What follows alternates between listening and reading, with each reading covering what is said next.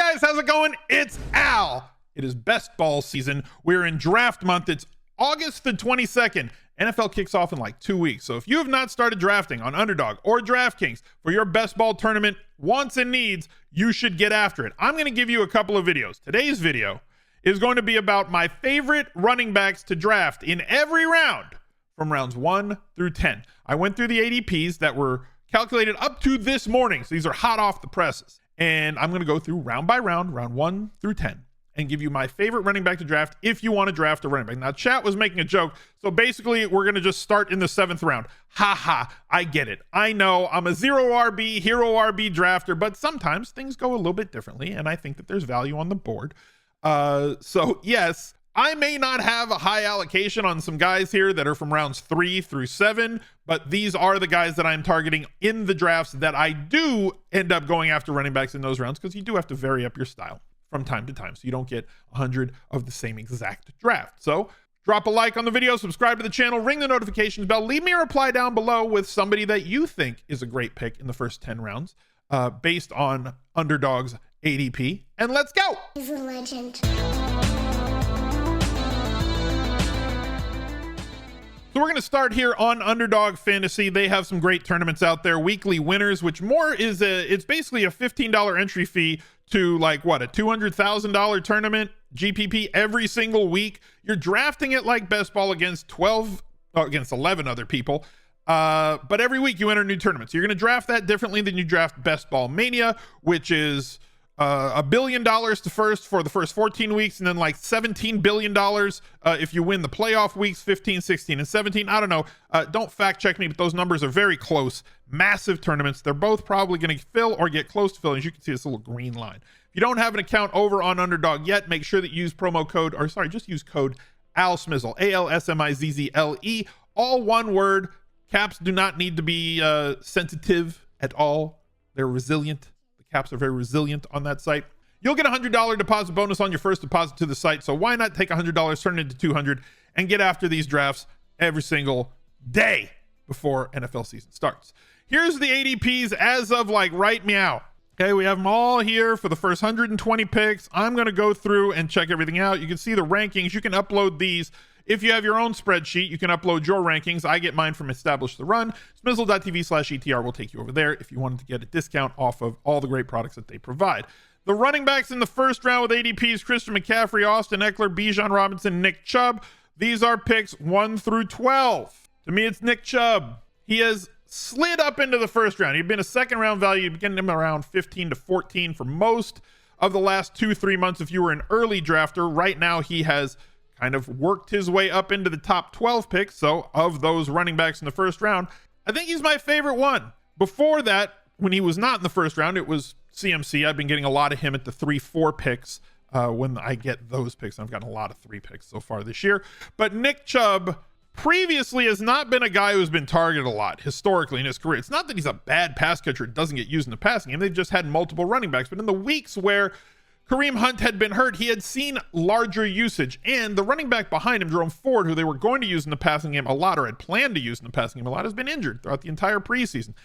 Nick Chubb could see his highest snap percentage and highest inclusion on long down and distance, third down, long down and distance type plays, which could immediately step up his target rate from like 1 or 2 a game to like between 3 and 5 a game. And if you don't think that that sounds like a lot, 4 targets a game isn't a lot. Well, it is when you usually get 1, because you get more expected fantasy points from any target than you do from every run. He's still going to get all of his inside the 5 work. I expect a snap and touch bump in the running back room for Nick Chubb from where it's been around 55% when they had both him and Kareem Hunt, up to like a 70, possibly 75%. And all of that is why I would like Nick Chubb the best out of all the running backs in the first round. Second round, I got Tony Pollard, ADP of 16.5. If you want to take a look at some of the running backs in that range, 12 through 24, we have Saquon Barkley, Tony Pollard, and Derrick Henry. There's really only 3 of them. So give me Tony Pollard, an accelerated usage rate this year.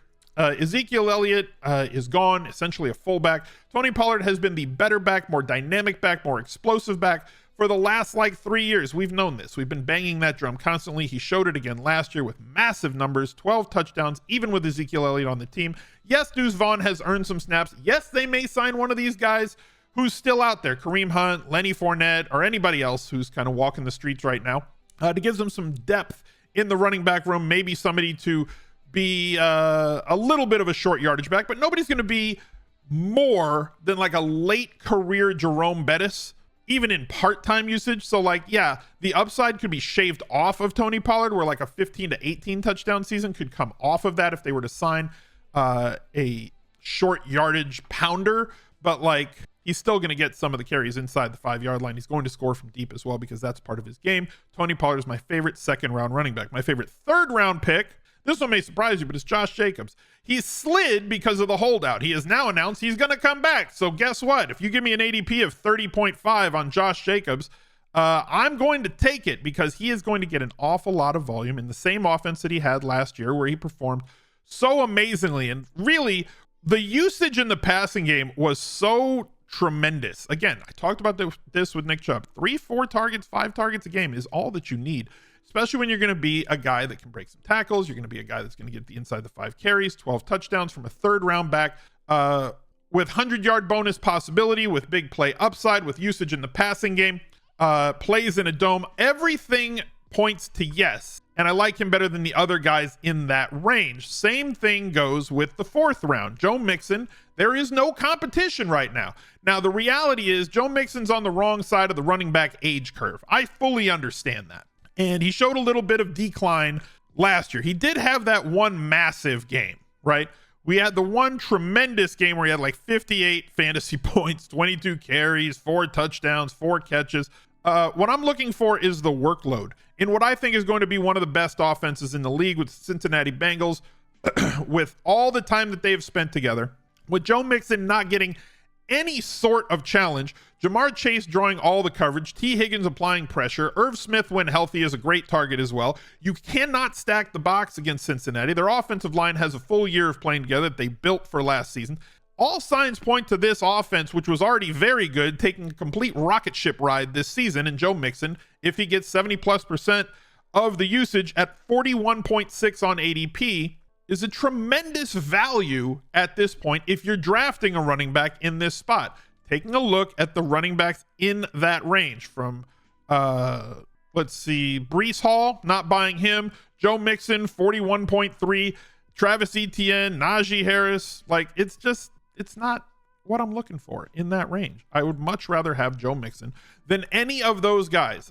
Breece Hall, if he falls much further to like 50, 55, 60, with the addition of Dalvin Cook, fine. But at best, I think that they're like 40 to 50% if both are healthy. They're paying both of them. They've got to keep them healthy. Joe Mixon has no competition for touches. And that is going to be the theme that you're going to see running through all of this video, every single round.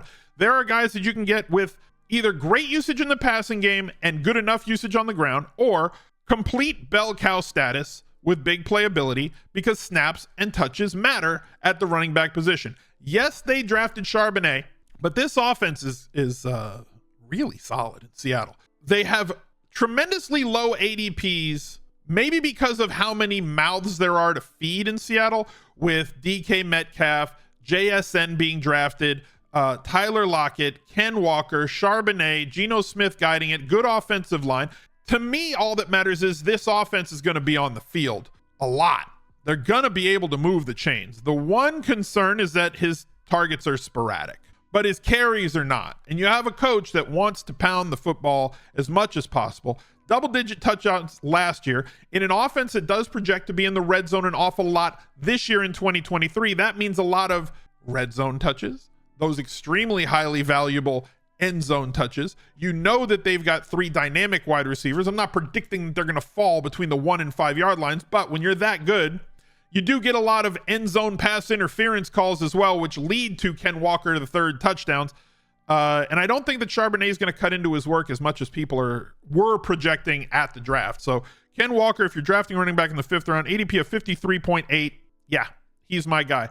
The guy that I think can turn into bigger than he is projected for right now is Cam Akers. In fact, I'm not convinced that Cam Akers can't be the 2023 version of Josh Jacobs from 2022, a running back who was going in this same range last year, 71.2 for Cam Akers. This is about where Josh Jacobs was going last year. Tons of volume is going to be coming his way. They have a rookie behind him. We know that there's two things we know. One, I don't trust Sean McVay. And two, Sean McVay does not trust rookies. So I don't trust him and he don't trust them. So drafting that kid, I'm not really concerned with. Kyron Williams is a guy behind him that I think is going to get more carries than Zach Evans. But I think that Cam Akers could get like 75+% of the workload. And if he can stay healthy, which is essentially the same thing you have to say with every single running back because injury risk is such a predominant thing at the position. If Cam Akers plays 16, 17 games, I don't think it's out of the realm of possibility that he approaches 350 to 400 touches this year. And look, but Al, the Rams offense is not a great offense. Neither was the Raiders offense supposed to be a great offense last year, and is what held down Josh Jacobs' workload.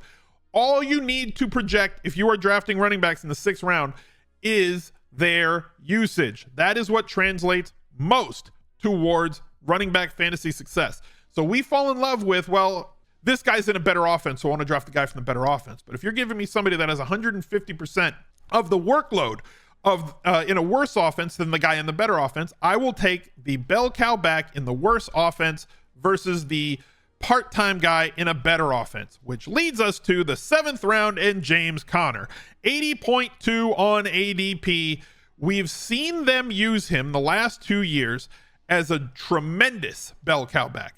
8 targets, 5, 7, 5, 5, 4, all the carries, all the inside the 5 usage. Yes, their offense is going to suck. That doesn't matter. They're going to score some touchdowns, and in the games that they do score touchdowns, James Conner is going to be the most likely to score them, with the entire wide receiver room being the lollipop guild outside of Wilson. So essentially, James Conner is going to be the guy who scores the most touchdowns for them. He had 8 last year. He was tremendous the year before as well. The ADP is too low here. So if once you get out of that running back dead zone rounds 3 through 6, but even rounds 3 through 6, we talked about Jacobs, Mixon, Walker, Akers. There's bell cows to be had in that range if you wanted to go get them. James Conner, in my opinion, the last of the bell cow backs at an ADP of 80.2. Don't love the offense. Wouldn't even say that I love James Conner, but I do love the price versus the workload. Just behind him at 85, so going to the next round here, round 8, Rashad White. I think that he is kind of everybody's favorite. James Cook has flown up draft boards like this last week and a half. He went from like 95 to like, I've seen him go as high as 45 in a couple of drafts. So like your thoughts on, well, I'll get Rashad White or James Cook in this range are gone because James Cook is now going like 3 rounds before for some reason. He just flew up draft boards the last week and a half. So Rashad White is the one guy who's remaining. We know how good he is in the passing game. And we saw them utilize him a lot. What we're hoping for here, and I've used this term before, and I'm not comping him to this player, I'm comping him to that player's workload, is the Alvin Kamara running back usage worksheet, let's say. 11 to 15 carries a game, 4 to 8 targets a game. That's what we want. 20 plus opportunities with, 33% of those opportunities coming in the passing game. We know how valuable targets are versus carries. They're worth way more, especially if you're playing in full PPR on DraftKings. Even in half PPR, targets are worth more than carries. You still get the yardage, but you get the extra half point.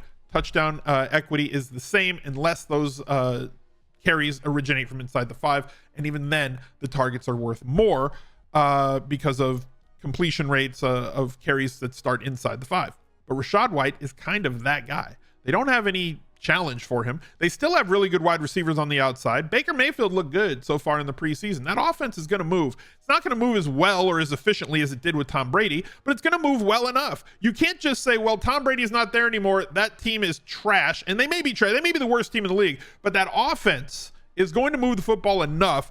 And if you think that the offense sucks, that's even better for Rashad White, as the team will be in more pass-heavy situations from a game flow, gameplay sort of view, which just means more targets, and we want more of those anyway. I'd rather have 8 carry, 8 target games than 20 carry, 2 target games from Rashad White. That's why we're drafting him here in the mid-80s. Brian Robinson Jr., I feel like this is my flag plant guy. just based on how much I've talked about him so far this preseason, even though he doesn't feel like a flag plant guy for me. Everybody else is talking about Antonio Gibson. I could be completely wrong about it. It's very possible. Eric Bieniemy coming over from Kansas City. People are expecting that he's going to utilize.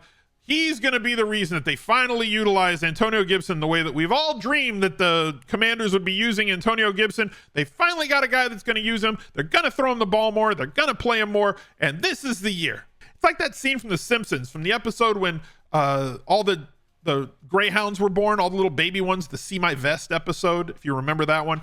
And all the little baby dogs, all the little puppies were at Homer's house and at the Simpson house. And Homer was trying to eat some pork rinds, and he was going to take one, put it in his mouth. Pork rinds. And one dog, he would bite it. This is the year Antonio Gibson. And take it right out of his mouth like 20 times in a row. That's what happens every year with Antonio Gibson does. Why are we not drafting the guy who is going 8 picks behind Antonio Gibson on ADP? Right now, Brian Robinson at 104, who is the 65% of the snaps and touches guy at running back. Now, yes, his efficiency was not great last year. We fully understand that. He also didn't have massive usage in the passing game last year, right? 1 target in most games, 2 and 3 in the others. However, he missed like the first bunch of the season after being shot. Then it took time for him to get back, and he is in full health so far this year. Some might say the best shape of his life. So if he is going to be that, and they are going to utilize him as their primary back in this offense, this is the one that I want over Antonio Gibson. And I fully understand the argument that if if Brian Robinson gets hurt, then Antonio Gibson can move into that role where he gets like 15 carries and 6 targets. Fully get that. But what happens if it goes the other way? What if Antonio Gibson gets hurt?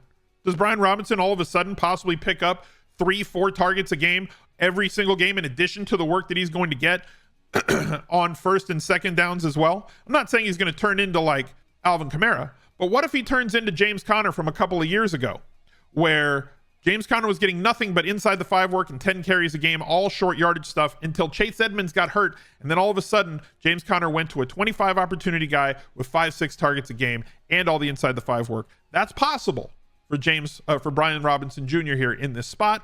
And that's why I'm drafting him over Antonio Gibson in what is currently close to the same round. I think that the ADP is about the 8th round right now on Gibson. And to finish it off in the 10th round, Devonta Chains. I know that he left the game with a shoulder injury. He was carted off the field. We all held our breaths and we gasped and clutched our pearls.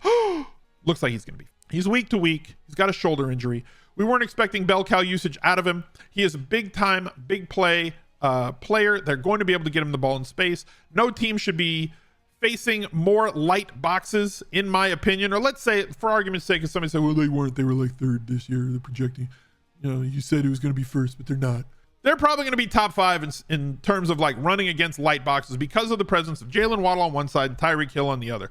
That offense runs really well when Tua's under center, and they have one of the best coaches at scheming players into space and getting them big play possibilities. When you have a weapon like Devonta Chains in the 10th round at pick 120 right now, that injury has held down his ADP, while a lot of other players in that 90 to 120 range at this time of the season really shoot up boards.